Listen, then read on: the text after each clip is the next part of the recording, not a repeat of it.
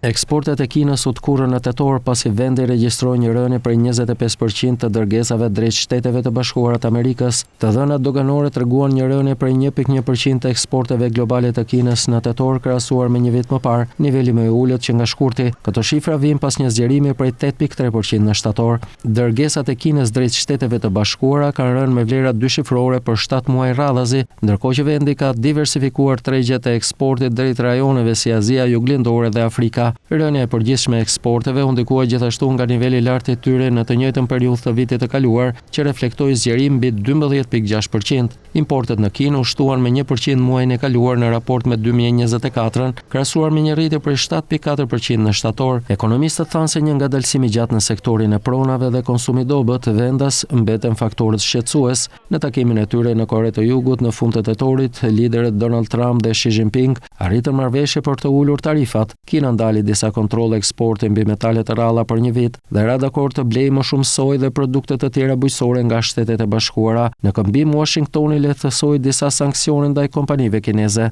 Ekonomistët e Goldman Sachs thanë pas takimit Trump-Xi Jinping se presin që volumi i eksporteve kineze të rritet me 5 deri në 6% në vit, duke ndihmuar Pekinin të fitojë pjesë të tregut global dhe të nxjisë zgjerimin e përgjithshëm ekonomik.